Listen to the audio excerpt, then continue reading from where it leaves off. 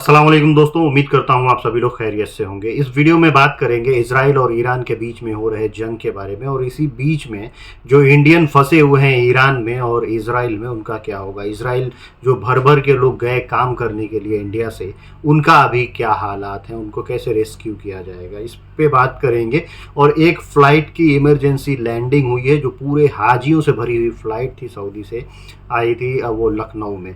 क्या हादसा हुआ उसके बारे में अपडेट है। और एक ज़रूरी खबर जो है सऊदी अरब से रहेगी, जिसमें जो धूप में काम करने के लिए, दिन में काम करने के लिए लोगों को रोका गया है, उसमें टाइमिंग भी बताऊंगा, और अगर कोई इसका वायलेशन करता है तो क्या उसके खिलाफ कार्रवाई होगी। तो चलिए वीडियो की शुरुआत करने से पहले आप लोग से गुजारिश करता हूँ, अगर आप लोग मेरे चैनल पर नए हैं तो चैनल को सब्सक्राइब करके ऑल नोटिफिकेशन ऑन कर लीजिए। फेसबुक इंस्टाग्राम पर अभी तक फॉलो नहीं किया तो आप मुझे फॉलो कर सकते हैं। आपके कुछ भी कंसर्न, डाउट ट्रैवलिंग के रिगार्डिंग रहे गल्फ कंट्रीज में तो आप मुझसे जुड़ सकते हैं। दोस्तों सबसे पहले बात करते हैं सऊदी अरब की ज़रूरी खबर की। सऊदी अरब में आपको मालूम है कि गर्मी बहुत खतरनाक तरीके से पड़ती है, पूरे अरब ममालिक में यही हाल है। तो सब लोगों ने क्या किया है कि जो दोपहर के टाइम होता है, किसी ने 11 से 3, किसी ने 12 से 3 तक जो है मतलब दिन में जो धूप रहता है उसमें काम करने से लोगों को मना किया। ऐसे ही सऊदी अरब में दिन में 12 बजे से लेके और 3 बजे तक, दिन में 3 घंटा जो है जो भी वर्कर जिनका काम धूप में रहता है उनसे काम नहीं लेना है। उस समय उनका रेस्ट टाइम रहेगा, या फिर जो है अंदर साइड में जो काम है कंपनीज के या फिर बिल्डिंग्स के, वो अंदर साइड वाले काम करेंगे। एकदम जो है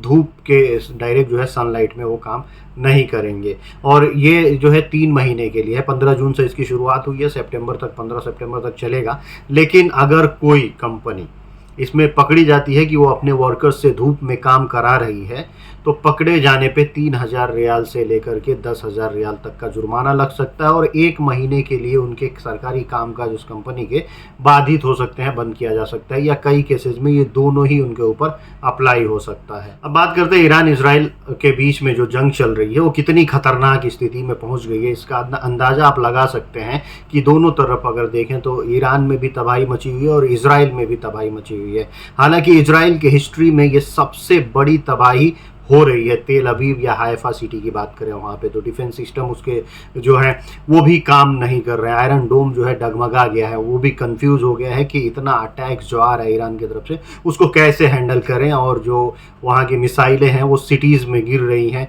कई सारे जो है इनके जो हेडक्वार्टर्स हैं इसराइलियों के, मिनिस्ट्री के हों या फिर उनके खुद के जो भी सैन्य स्थल वगैरह हैं, वहाँ पे भी अटैक हो रहा है और लोगों की जानें जा रही हैं।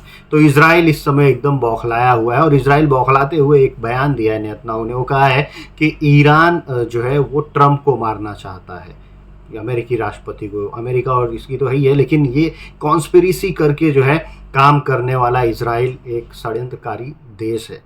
तो इसराइल ऐसा बयान इजरायली पीएम जो है वो देता रहता है कि लोगों को लगे कि भैया अब अमेरिका तो बैक से उसका सपोर्ट कर ही रहा है, खुल के मैदान में आ जाए ईरान के खिलाफ, जो है वो भी जो है अटैक ईरान पे करना शुरू करे। और एक चीज़ इस बीच में ये भी आप लोगों को बता दूं कि अगर जो पड़ोसी देश हैं, ईरान के बीच में सबसे पहले जॉर्डन आता है इसराइल तक पहुंचने में।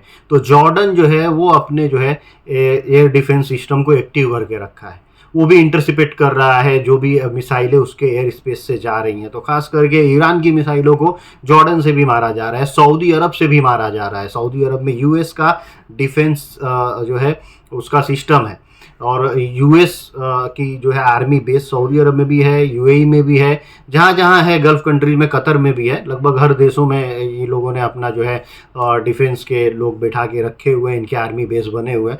वहाँ से ये लोग इंटरसेप्ट कर रहे हैं जो भी मिसाइल जा रही है वो भी। मतलब ईरान को खाली इसराइल ही उनके मिसाइलों को नहीं मार रहा है, साथ में अरब देश भी मार रहे हैं। सऊदी, आप कह सकते हैं कि वहीं पे जब एयरबेस बना हुआ है, मार अमेरिका रहा है, लेकिन अलाउ तो सऊदी अरब ही कर रहा है ना। उसने अपनी ज़मीन दे रखी है पहले से, वहाँ पे उनके एयरबेस बने हुए हैं। ये भी कहीं ना कहीं चिंता का एक कारण है। बात करते हैं ईरान इसराइल के बीच में जो जंग चल रहा है, वहाँ पे जो भारतीय फंसे हुए हैं उनका क्या हाल है। पहले बात करते हैं इसराइल की। इसराइल से मैंने कई सारे वीडियोस देखे भारतीयों की, जो वहाँ से रो रहे हैं, चिल्ला रहे हैं, बोल रहे हैं कि भाई अब इसराइल मत आना, क्योंकि इसराइल में हालात जो है बहुत ख़तरनाक हैं।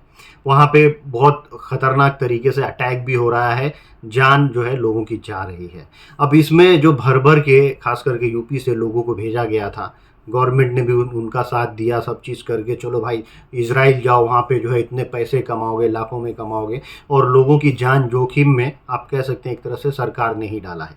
क्योंकि उनको मालूम है वहाँ पे जंग की स्थिति है, खतरनाक तरीके का जंग चल रहा है। लेकिन उस समय इजराइल हावी था, गाजा पे जो है खतरनाक तरीके से हमले कर रहा था। यहाँ से भेज दिए गए लोग इजराइल। अब इजराइल में हज़ारों लोग जाके भारतीय फंसे हुए हैं, वहाँ से वो लोग गुहार लगा रहे हैं कि हमको यहाँ से निकाला जाए और कोई भी इजराइल ना आए। फिलहाल ये कॉमन सेंस वाली बात है। मैंने भी बहुत सारे पहले वीडियोस में बताया था कि जो लोग भी अभी इजराइल जा रहे हैं, आए दिन उनके साथ कुछ न कुछ जो है हादसे हो सकते हैं वहाँ पे, क्योंकि हालात जो है कभी भी वहाँ पे दूसरी तरफ करवट ले सकता है। कोई सोचा नहीं था, सब लोग को ऐसा लगता था कि इजराइल दुनिया की सबसे सेफ कंट्री है, कुछ नहीं होगा। लेकिन ईरान ने पूरा बुरा हाल कर दिया है, तो वहाँ भारतीय लोगों का भी बुरा हाल है और वहाँ से जो है निकलने के लिए सरकार से गुहार लगा रहे हैं। ईरान में बात करें तो ईरान में पढ़ाई करने के लिए भारतीय लोग ज़्यादा तादाद में जाते हैं। वहाँ भी जो है सैकड़ों की तादाद में भारतीय हैं जो पढ़ाई करते हैं, स्टडी के लिए जाते हैं, खासकर डॉक्टर वगैरह बनने के लिए। तो वहाँ डॉक्टर की मेडिकल कॉलेज में लोग पढ़ाई कर रहे हैं।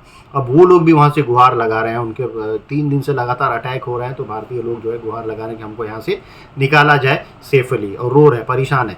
लेकिन इस बीच जो है ईरान में जो भारतीय एम्बेसी है उन्होंने पहल किया है और एक टेलीग्राम चैनल भी शुरू किया है कि वहाँ से आप लोग मदद हासिल करिए और उनसे जुड़िए, और अपने हेल्पलाइन नंबर भी जारी किए हैं कि हमसे जुड़े और अपनी स्थिति बताएं। आपको जो है वहाँ से सुरक्षित निकालने के लिए उपाय कर रही है गवर्नमेंट। दोस्तों, एयर इंडिया इस समय ट्रेंड में चल रहा है। एयर इंडिया की बात करते हैं, एयर इंडिया की फ्लाइट में आए दिन कोई ना कोई प्रॉब्लम आ ही रहा है।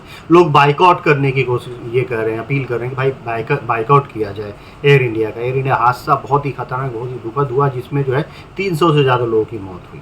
अब इसी बीच एक फ़्लाइट एयर इंडिया एक्सप्रेस की जो दुबई से आने वाली थी इंडिया, लेकिन उसमें हंगामा मच गया क्योंकि 5 घंटे तक उस फ्लाइट में किसी भी तरह का कोई एसी नहीं चला। मतलब एकदम गर्मी, सफोकेशन में लोग उसमें बैठे रहे, उनको पानी भी नहीं मिला, खाना भी नहीं मिला, 5 घंटे उनको बैठा के रखा गया। मतलब एकदम जर्जर हाल में एयर इंडिया की फ़्लाइट्स हैं।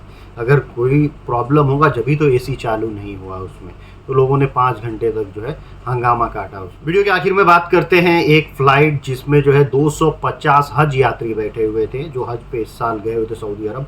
और वो सऊदी एयरलाइंस की फ़्लाइट लखनऊ आने वाली थी, लखनऊ पहुंचने वाली थी। जब लखनऊ लैंड कर रही है उस समय उसके पहियों में आग लग जाता है, उसमें कुछ फायर निकलते हैं, आग लगता है।